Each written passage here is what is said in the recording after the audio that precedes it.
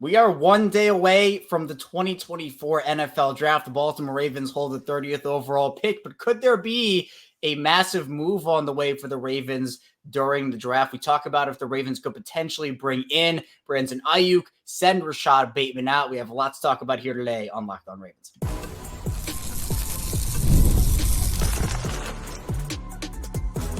You are Locked On Ravens, your daily Baltimore Ravens podcast. Part of the Locked On Podcast Network, your team every day.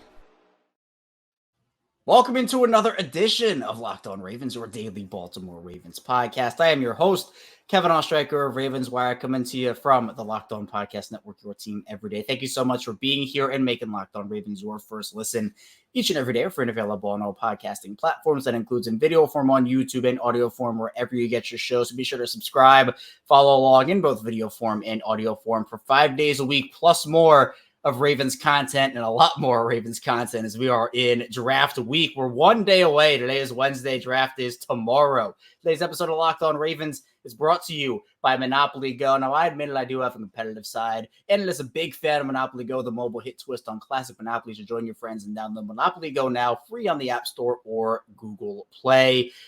That's what it is. 1 day away from the 2024 NFL Draft. The Ravens picking 30th. Big night, big weekend ahead for Baltimore. And I had to bring back on my guy, Sam Njoku of the Ravens Talk podcast to break down everything. A bunch of rumors swirling around, as is the case this time of year, Sam. And of course, with 1 day, all the potential possibilities are out there. Now, we're not going to know what actually happens until we are done with the draft. So many different crazy things can happen. But for the Ravens, there are a bunch of possibilities. Yeah, they are... They're crossing their T's and dotting their I's with the research and the scouting team. I think they're pretty much done as of this point, but now you're just waiting. The Ravens haven't picked this low since picking Lamar Jackson at number 32, and Ozzie Newsome's last season. And prior to that, it wasn't since they won the Super Bowl back in 2012 and have to pick last in the first round when they picked up Matt Elam.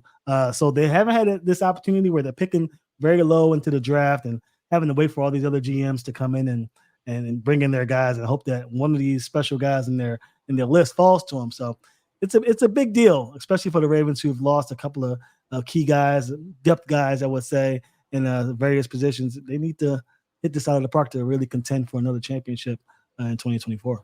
Yeah, and especially post-rookie Lamar Jackson, or the rookie contract of Lamar Jackson, is, so many people have said, it is so important to hit on these draft picks. But there are still other moves that could potentially be made here, Sam. And I think everybody's talking about the wide receiver position. And, you can stop me if you heard that one before, because it seems like we've been talking about the wide receiver position forever in Baltimore, and it has not changed. Now, the conversation has been around Rashod Bateman and just where everybody is with him, what his role can be. Now, as it stands right now, Sam, Bateman is the number 2 receiver on this team. And the Ravens, it feels like the approach is, hey, we're going to let him do his thing, let him win that job, and hope that he and Lamar can establish chemistry. But there have been some rumblings, nothing substantial in terms of, actual news. But, well, you talk about maybe a potential trade of Rashod Bateman. Everybody's like, well, what do you mean? There's been nothing about that. Well, go back to the Marquise Brown situation. I don't think a soul knew about that before it broke. Only Eric DeCosta knew about that deal, and obviously the Cardinals doing their workings with him as well. And so you're thinking, you know what? If the Ravens don't feel completely confident in Rashod Bateman, there's some sort of disconnect between player and team. That fifth-year option decision is coming up in early May. If they feel like they don't have enough, or they don't know enough about who Rashod Bateman is, and they don't want to commit either that fifth-year option or a potential long-term extension down the road, a lot of people are saying, well, why don't you just reset at that position if you know you can bring in a playmaker? Where are you, Sam, on Rashod Bateman right now, and what you think he can bring to the team and what his future could be with the Ravens?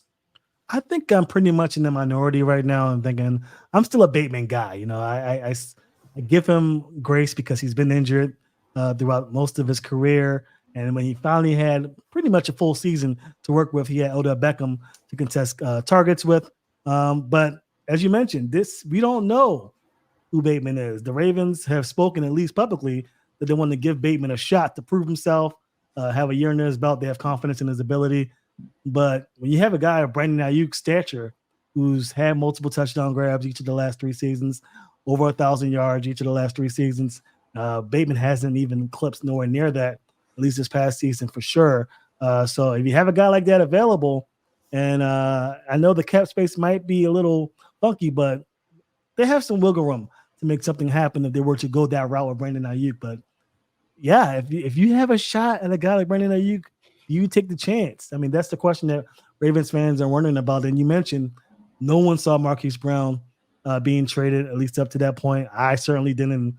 I feel, in my profession of what we do over here, you want to get that scoop, but nobody knew. Not only the guys in the locker room, nobody in the in Baltimore Sun, Baltimore Banner. No one knew. It just came out of nowhere, and that's pretty much why people are thinking, well, maybe it could be a situation again where another wide receiver makes an exit because they're disgruntled with what's going on in the Ravens, not believing that he has a future with the team.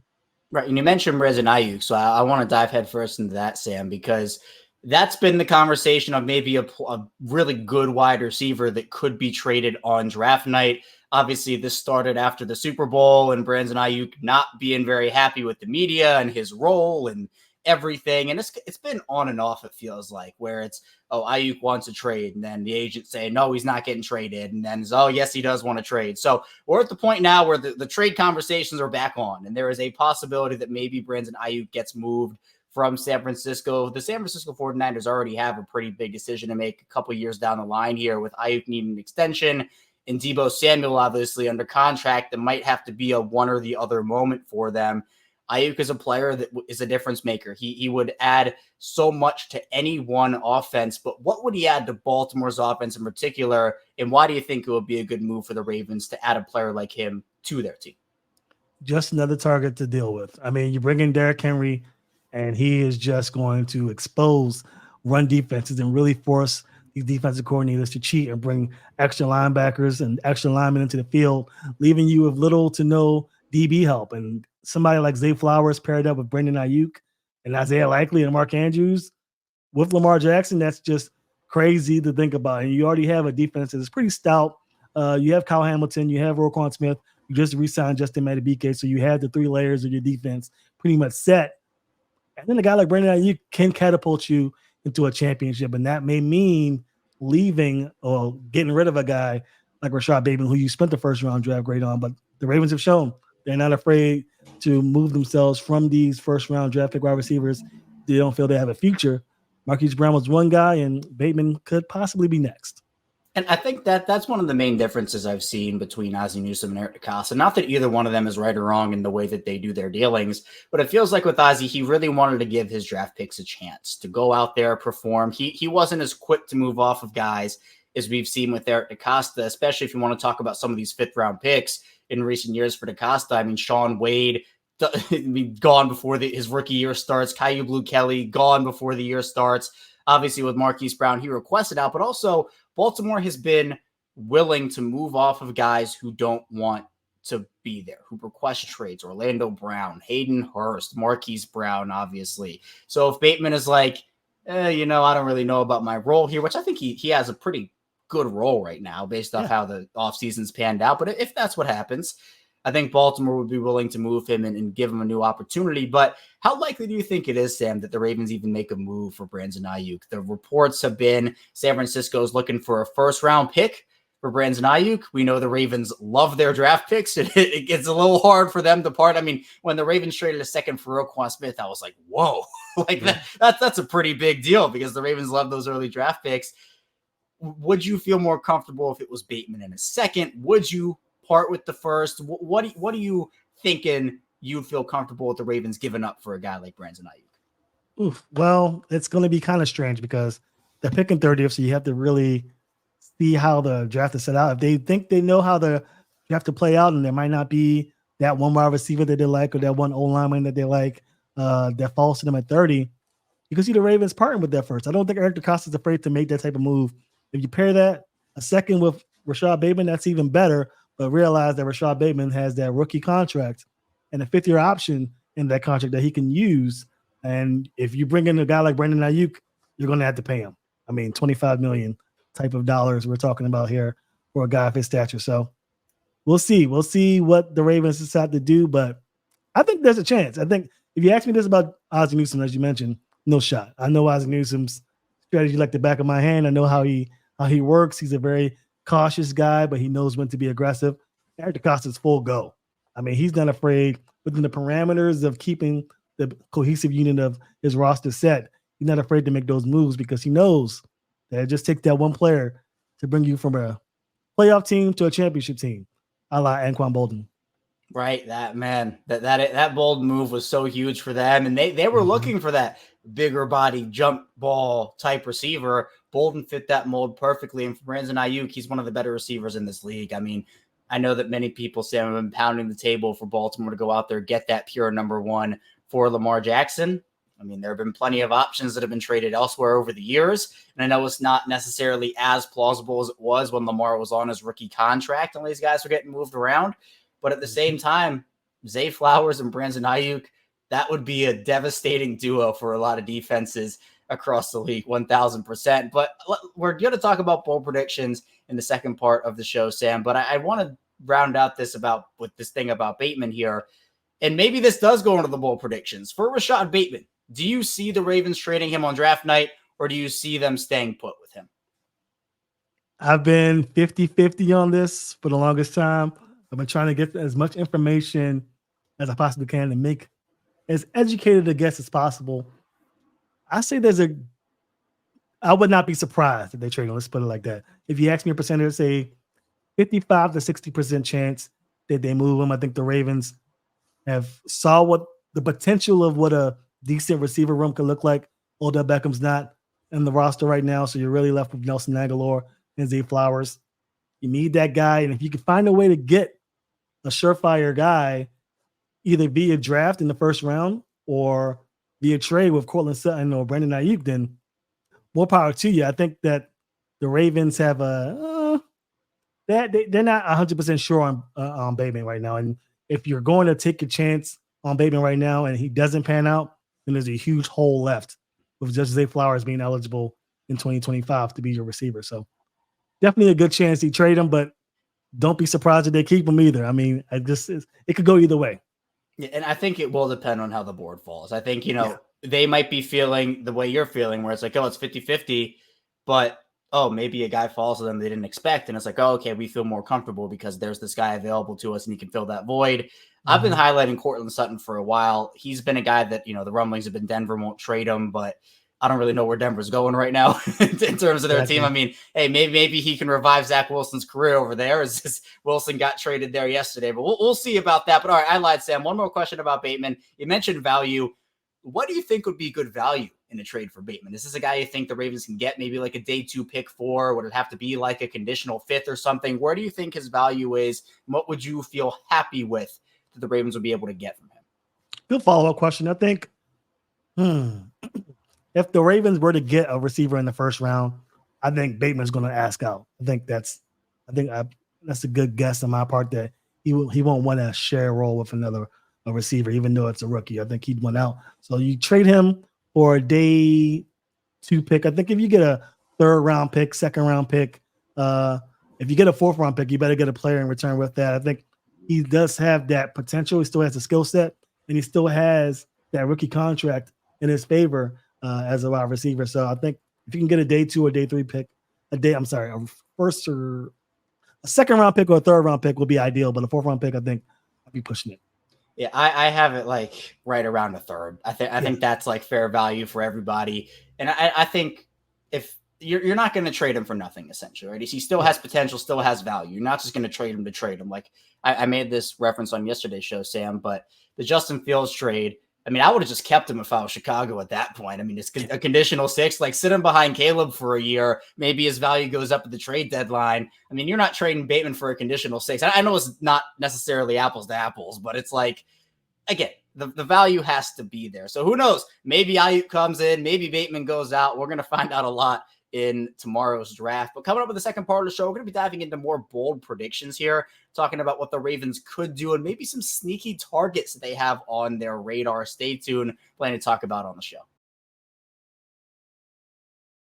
First, the show is brought to you by eBay Motors. Passion, drive, and patience, the formula for winning championships, is also what keeps your ride or die alive. eBay Motors is everything you need to maintain your vehicle and level it up to peak performance. Superchargers, roof racks, exhaust kits, LED headlights, and more. Whether you're into speed, power, or style, eBay Motors has you covered with over 120 million parts for number one ride or die. You'll always find exactly what you're looking for. And with eBay Guaranteed Fit, your part is guaranteed to fit your ride every time or your money back. Because with eBay Motors, you're burning rubber, not cash. All the parts needed, the prices you want, it's easy to make your car the MVP and bring home huge wins. Keep ride or die alive at ebaymotors.com. Eligible as well as exclusions apply. eBay Guaranteed Fit, only available to U.S. customers.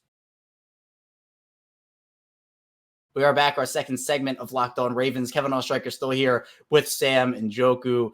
And Sam, again, 30th pick, it's an interesting spot to be in. It's essentially right at the beginning of the second round. You don't really know who's going to be there. Now, the fifth-year option is still a valuable piece of this.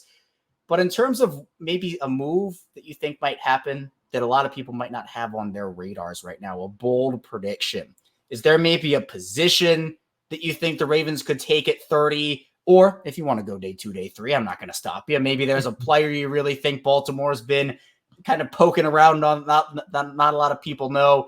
Do you have any bold predictions here for this draft right now? I have 2 bold predictions. I think they're tied together. Okay. I think that in the first round, if a good player like, Guyton or Mims, or a receiver like A.D. Mitchell or Legette were to get around 21, 22, I think the Ravens start to seriously consider trading up. I think the Ravens I think the potential for them to trade up is more likely for them to trade down. I don't think Eric DeCosta will trade down in this draft. I think there's enough value and enough chances for them to make a move to trade up that they might take that. I think the surge of quarterbacks and receivers and no linemen will be great. I don't think you'll see a lot of defensive backs or maybe a few edge rushers, but not a lot of defenders leaving in the first round. So the Ravens could decide to stand pat and grab a corner or edge rusher in 30, or they trade up and maybe grab a receiver that they really like or an old lineman that they think has a lot of promise. My second prediction, I think if the Ravens don't get a receiver in the first round, I think they'll trade up in the second round to grab one. I think there's going to be a surge of receivers being taken in the first 5 or 6 picks. And I think that if the Ravens don't get their guy in round 1 and Brandon Aiyuk trade or the trades we just talked about don't go into fruition, I think the Ravens might make a move in the second round to grab their guy to fortify that offensive weapon. I like that one. And, something that I've been thinking about when it comes to trading up, Sam, is the fact that it doesn't matter what happens. The Ravens can sign everybody under the sun before the comp pick deadline goes. They're going to get 4 comp picks next year.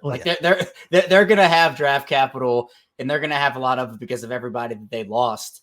And so when you're thinking about this year, if there's a guy you mentioned right around that 21, 22 range, you can move some of this year's draft capital, or maybe you want to move a next year 3rd, 4th round pick because you're going to get that value back anyway. And this is a big couple of years for the Ravens now in terms of Lamar Jackson being in his prime. With every year you don't win the Super Bowl, it's a year of Lamar Jackson's prime gone. I mean, I think that's why this past year stung so much for Ravens fans, is because it felt like they had the team, it felt like they had the pieces and the coaching staff, but they just couldn't get it done.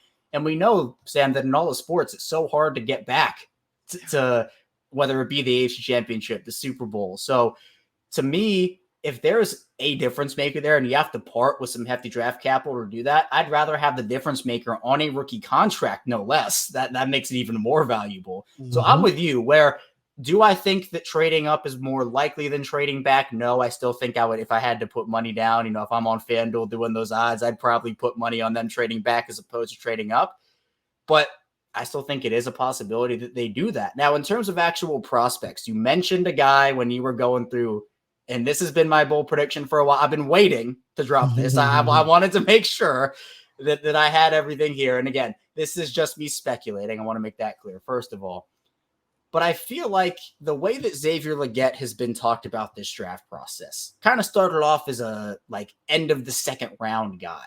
Yeah. Has a big body, jump ball player, has some speed to him too. He is one of the speedier big body receivers in this draft, but he tested really well. His stock has been rising throughout the process. I do not think Xavier Legette gets out of the first round. I think Kansas City at 32 is his floor. I think Kansas City would honestly love to get a guy like Legette to pair with Marquise Brown, and who knows what's going to happen with Rashee Rice. So I think that actually kind of increases their possibility of a receiver. but I think he fits exactly what Baltimore needs. Baltimore's obviously not going to be getting a Marvin Harrison Jr. or Malik Neighbors or Roma Dunze. They're not going to be in that territory. Brian Thomas Jr. would be awesome, but I also think he might be a little bit out of that range. I think Legette is a really solid prospect. I'd be more than happy if they were to get him in the second round, but he's not going to be there at 62. He's probably not even going to be there at 33, if you want to talk about that. So my bold prediction, I'm dropping it right here, is the Ravens are going to take Xavier Legette at 30. If they stay, what would you think of that pick, Sam? Would you like it? Would you not? Would you think it's a reach? What would you think about it? I would not be upset. I think there's 25, 26 players that are top-notch first round grades. And then you get to this point where you get to the 27, 28, 29, 30, where it's not a reach, really. I mean, these lower first round draft picks are really, in all intents and purposes, second round picks. So I can see the Ravens going at 30 and picking Legette, or they get their offensive lineman at 30, trade up with the 49ers, get back-to-back picks, and steal a receiver away from the Chiefs, because I think we all know that the Chiefs are going to go for a wide receiver. So the Ravens still see a receiver they really like. The 49ers are loaded, just like the Ravens are loaded. Don't be surprised if a trade like that could happen. So that's what's fun about the draft. Anything can happen, but Legette's not a reach. I think he's a bona fide stud, and I think that the Ravens will be lucky to have him. It's just a matter of where the board falls and what they decide to do with Rashod Bateman. Yeah, I think it's interesting, too, because I think there's going to be a run on receivers right at the end of that first round where Buffalo, I mean, no Stephon Diggs. They're probably going to try to get a guy. We mentioned Baltimore and Kansas City. Even, if San Francisco moves on from Aiyuk, they're another team that could be looking at a wide receiver. So depending on what happens, could be a very interesting run on receivers late. But then, Sam, I think the conversation would go to, well, where's the offensive lineman? When are you taking the offensive lineman? I've kind of been toying with the possibility of maybe the Ravens taking 2 offensive linemen in their first 3 picks. Do you think that's a possibility? It's a possibility, but I think you can get some good value, especially for interior linemen in the middle of the draft. I think you can get a 3rd or 4th round draft pick as a guard and really coach them up. And I think they have guys like Voorhees to be instant starters. I don't think that there's a push for linemen. I think once you get after Guyton in my list, Mims, Guyton, that range of offensive linemen, you could start toying with the idea of maybe going later in the rounds and picking up offensive line. But I would not be surprised if they really say, hey, we're going to change this, makeshift this lineman group. We're going to make them faster, give Derrick Henry bigger holes, give Lamar Jackson more times in the pocket. Then they could go 2 or 3 linemen in the draft and definitely 2 in the first 3 rounds. Yeah, and it's interesting because with the Ravens, they're a BPA team. They've been a BPA team. Now, luckily, it's kind of luckily, but also not. The Ravens have so many needs. That's the bad part. But the good part is it lines up with, all right, if there's a really good wide receiver, a really good offensive lineman, a really good cornerback, those all fit into, in a different way, what you need on the roster. So I would not be shocked also. I think this has been a conversation too, Sam, if the Ravens go defense in the first round. Now, I'm still sticking with my prediction of Legette, but we've seen the Ravens go and take defense in the first round when nobody expected them to take defense in the first round. What's your offense to defense percentages in terms of where you expect them to go there? I think if the Ravens stay at 30, there's a very good chance they go defense. I think if the board falls and the GMs make all the right moves, there's going to be some good cornerbacks available. We heard of Kool-Aid McKinstry being the one guy, but also think about Mike Sainristil, a guy who I love from Michigan. He's a smaller guy. He's a slot corner, and the Ravens have a surplus of slot corners, but he reminds me so much of Kyle Hamilton and his ability to be versatile.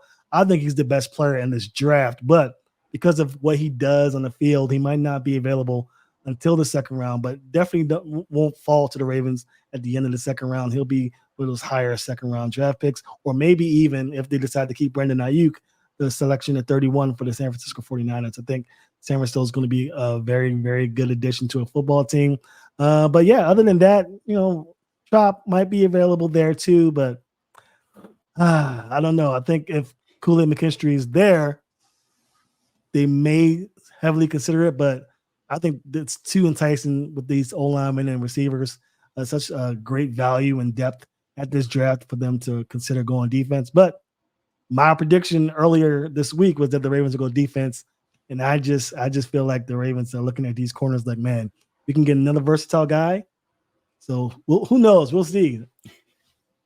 It's going to be interesting, too, because everybody, I think, well, not everybody, but some people are saying, why would they go corner? They have Marlon Humphrey. They have Brandon Stevens. The slot corner position is good. Well, I think we have to remember that Brandon Stevens is not under contract after next season. Obviously, an extension still could happen. I'm not saying it wouldn't, but right now, that's not it. Marlon Humphrey's contract is going to continue to be a topic of conversation for the next couple of seasons as that cap hit continues to go up. So the Ravens also love to run 3 cornerback rotations on the outside. They lost Ronald Darby, who was a big part of what they did last year, especially when Marlon went down. So I think depth at corner is a need for them, and I would not be mad if they did that whatsoever. Coming up, though, in the final part of the show, we're going to be talking more about the latest rumblings, continuing our draft conversation, positions of need, prospects of interest. Stay tuned. A lot to get to here on the show. First, the show is brought to you by Monopoly Go. Now, I've been told I'm a competitive person, and it certainly is true. I do have a competitive side. We all do, and my competitive side is a big fan of Monopoly Go. I'm sure you've heard of it. It's been downloaded over 150 million times. It's a great twist on Monopoly where you play on not one, but hundreds of Monopoly boards in crazy locations, building up amazing cities that bring you big money. But the best part is messing with my friends. I can charge them run on my iconic properties, just like classic Monopoly. Now I can also heist their vaults of riches for myself, and the leaderboard show me who the biggest Monopoly tycoon is. But it's not just my competitive side that loves it. You can team up with friends and people all around the world in time tournaments to earn huge rewards. So get in the game and join your friends. Download Monopoly Go now free on the App Store or Google Play. We are back with Locked On Ravens with Sam Njoku. I am Kevin Alshucker talking to you on this midweek edition. Draft is 1 day away. Obviously, we're going to be covering it here a bunch over on Locked On Ravens, as we're going to have multiple shows coming out, live shows, recorded shows, everything on Locked On Ravens. So be sure to subscribe and stay tuned for all of that. Now, Sam, we've talked about some prospects we love, some guys who we think would really fit, but there is another side to that coin in terms of players that might not be in your best interest, or maybe in the Ravens' best interest to draft. Is there any prospect where maybe you think, you know what, really good player, think there's potential, but just not a fit for the Ravens? Is there anybody you have on your list there? Not really. I think that, as I mentioned, Chop Robinson is a guy who's very athletic, but he just reminds me so much of what they've done with David Ojabo and Odafe Owe, athletic defensive guys who really hasn't had the production that you like, a little raw. I'd rather the Ravens decide to go for guys who can be instant impact guys. You don't really have to coach up in the first round.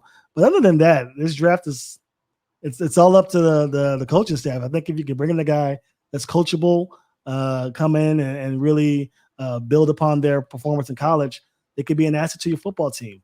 There was a guy, A.D. Mitchell, receiver, who I really like, but there have been some rumblings about his behavior with diabetes and what have you, being a type 1 diabetic, similar to Mark Andrews, being a little uncoachable. But having a guy like Mark Andrews on your football team, somebody who's dealing with type 1 diabetes, who knows what to do to get themselves ready to make sure they check themselves after every drive for their blood sugar content and stuff like that, he can be an asset. So on one hand, you want a guy that's coachable, but if a talent of that nature falls and fits the dynamic of your locker room, like A.D. Mitchell does, then he could be an asset as well. So it all depends about what you're going to be dealing with in your locker room and what your needs are on your football team. Yeah, I think a lot of solid prospects this year. If I were to go with, I guess I'm going to go with more of a specific type of player as opposed to one specific guy. But with wide receiver, we've talked about it all show, Sam. I really think a big-bodied player is the way to go. I know Eric DeCosta's talked about building the track team and getting that speed all over the field, which I think is an asset and is a good idea. But the Ravens have a bunch of those smaller, speedier, shiftier receivers. But they don't. I mean, if you want to call Mark Andrews and Isaiah Likely this type, I mean, I won't knock you for it, but at the same time, I think you need a guy in your wide receiver room that also has that ability. So look, Ladd McConkey's a really good player. Like, I think he's somebody that's going to make an instant impact, but do the Ravens need Zay Flowers and Ladd on the same team? Look, it'd be very nightmarish in the short and intermediate game, and even some of the deep stuff we saw from Zay last year.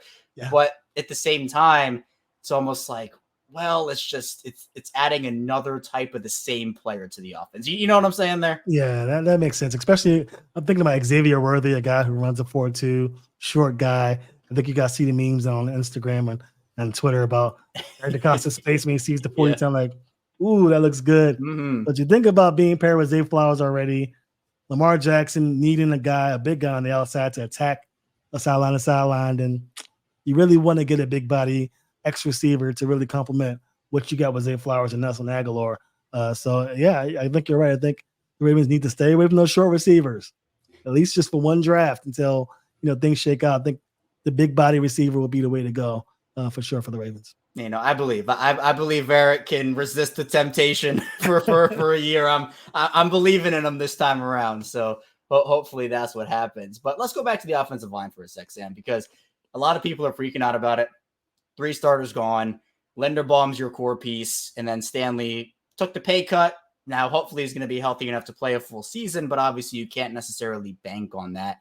How many starting offensive linemen do you think the Ravens need to come out of this draft with? And you can kind of pair this with, well, how much do you believe in some of the other younger guys competing for the spots, like a Ben Cleveland, Daniel Falele, Andrew Voorhees, etc.?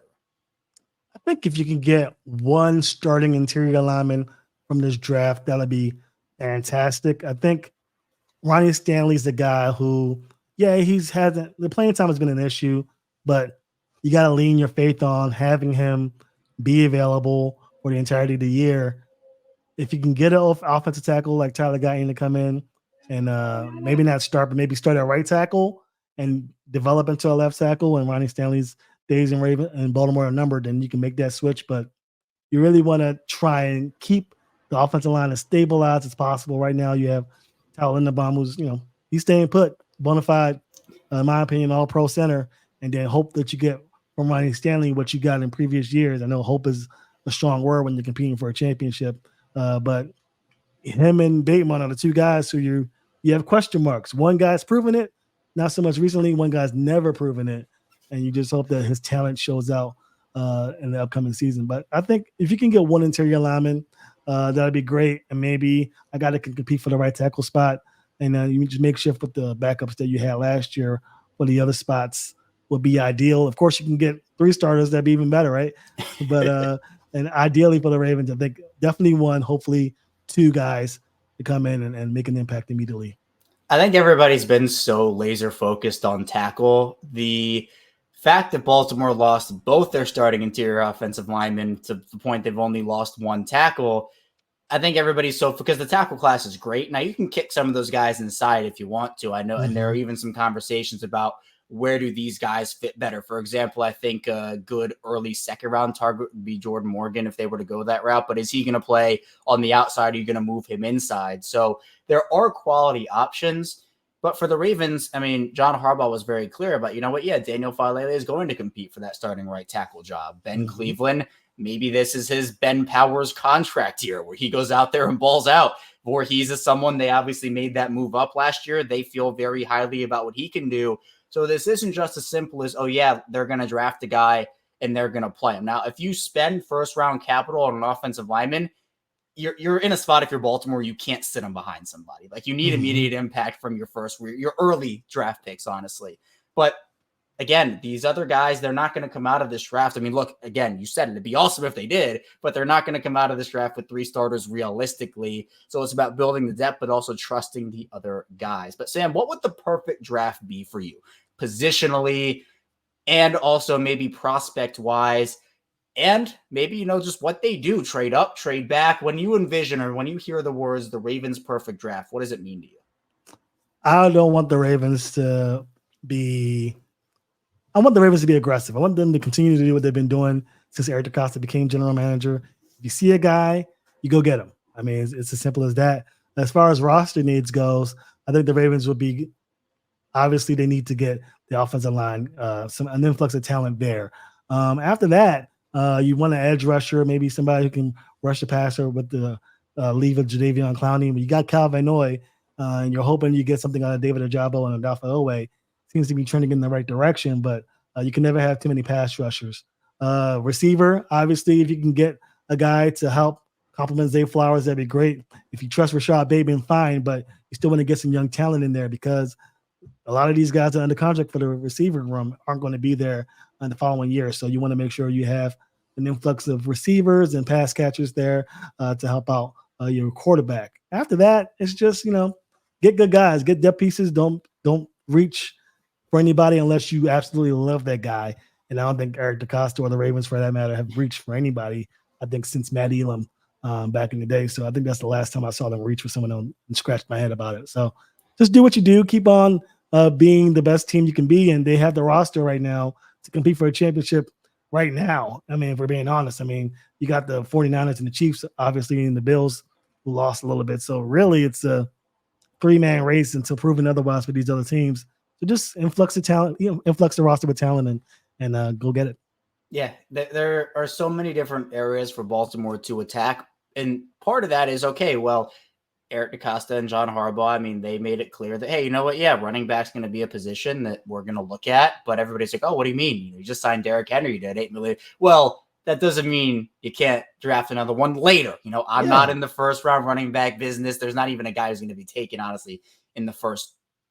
Maybe I could see end of the second if a team really wants one. But there are no first round running backs in this class. But that doesn't mean that once you get to day 3, I mean, it's valuable. Keaton Mitchell's still coming back from the ACL. But running back is not a huge need. But they're not going to take 9 offensive linemen or 9 wide receivers or 9 corners. Like, there are going to be, I wouldn't be shocked if they took a defensive lineman because they love taking defensive linemen. Well, yeah. Maybe there's a guy in the 4th round they love and they do that. I mean, now I'm not going to necessarily go and they shouldn't take a tight end, shouldn't take a fullback either, if we're being honest. I think that would break the internet again. Yes, it would. But, maybe backup quarterback is an option. Tyler Huntley, right? He's gone to Cleveland. Josh Johnson, while he is certainly a respected, well-traveled veteran, he's not the long-term answer. So maybe a Joe Milton, because the Ravens don't really know who Malik Cunningham is right now. So there are other needs, but they're not the biggest needs. I mean, even safety, right? I mean, Geno Stone gone, Daryl Worley a free agent. It's really only Kyle Hamilton and Marcus Williams in that building. So they're set with their 2 guys, but Geno Stone was a big part of what they did last year. So trying to find a replacement there. I agree with you completely. I think that the Ravens have a opportunity to really get their depth back. I think they lost a lot of depth pieces. I think Patrick Queen and Kevin Zeitler were the only 2 major players that I could think of that they lost, and they had Trenton Simpson to compete with Roquan Smith moving forward. That's the opportunity. I mean, safety is not a big need for these other teams. I won't say big need, but it's not a priority position, not a premium position. So you're going to get a chance to steal these safeties, these running backs, these linebackers away from these franchises, and they're going to go on and do great things. So, yeah, don't pigeonhole yourself to just offensive lineman, receiver, and corner. I mean, you have 53 positions to lock in, and if you see a guy that can compete, go get him. And don't forget, the Ravens are very good at selecting undrafted free agents. So after the draft is over, it doesn't mean it's over. It does not mean it's over. We've seen these guys come in and contribute post-draft, and why not again? So it's going to be very interesting to see what they do this week. Keaton Mitchell, latest example of that, though. Exactly. Post-draft. I mean, look, the Ravens have been one of the teams. You can argue they are the team when it comes to undrafted free agents. They seem to hit on one almost every single year. But, Sam, so are you in the prediction business? I am. I love predicting. All right. So I said Legette is my guy at 30. After everything, I know we're still a day away. Who is your official prediction for the Ravens at 30? I think it's going to be Tyler Guyton, Oklahoma. I think that tackle is going to fall. I think he's raw enough where some teams may be trepid about possibly bringing him in. Nobody really has the roster set up of the Ravens except for maybe the Chiefs and the 49ers, and they're picking below them. So I think teams might get a pass for somebody who's raw like that and really bringing a guy who they believe can make an immediate impact. Guyton comes in. He doesn't have to start at right tackle. He doesn't have to start at left tackle. He could bring him in the interior and make his way and shift him to the left side or right side once the line stabilizes. But I think Tyler Guyton's the guy that I've seen based on the mock drafts and what I've heard from around the league that may fall. But if not Guyton, I'm telling you, don't be surprised if they get move up in the first round and grab a receiver like Legette or who knows what could happen. They could trade the first round pick for Brandon Aiyuk. So it's going to be very interesting. It's hard to really predict, but if I had to take a guess, if they stay put, I think Guyton might be there. Yeah, I would personally like that pick. We know the Ravens need offensive linemen. Get a guy early. You can take another guy a little later as well. I think that would work out. But I love how it comes full circle there with the Brandon Aiyuk stuff, where you know what they could trade that first rounder. I think it'd be a shock to a lot of people just because the Ravens don't trade their first round picks. They that's just not what they do. But you know what? We're in a different situation now here in Baltimore. The Ravens are too. Anything can happen when it comes to the draft. But Sam, I appreciate you. Thanks so much for hopping on. Please tell people where they can find you and what you're working on. I know it's a busy week for you here. Is again, one day till the draft is crazy. It's already here, isn't it? Yeah, it's kind of crazy. It's the Ravens are about to make one of the most important drafts of their young tenure come into fruition. They have a young quarterback like Lamar Jackson, and like we mentioned, Brandon Aiyuk's a possibility in the first round grade 30. It really isn't a first round pick; it's a second round, so they can use that to their notion. So we're going to be talking a lot about that on the podcast. You can find me on Instagram, Ravens Talk Podcast. You can find me on Twitter X at Ravens Talk Pod. You can also find me on YouTube at Ravens Talk Podcast. We'll be talking all about the draft coming up, and then we'll have some post reaction after it happens. We'll make sure we get a show in, and we may even do a live reaction after the first round of the draft comes to a conclusion. So stick around for that. Yeah, all of Sam's links will be in the description below. You don't want to miss what he has coming up. Really good stuff from him. And you can check him out also on social media, as he mentioned there. That's all I have for you today on Locked On Ravens. Thank you so much for tuning in. Coming up tomorrow, we'll be having more Ravens content, and that'll be draft day. So really exciting. Stay tuned. I'll see you right back here tomorrow on Locked On Ravens.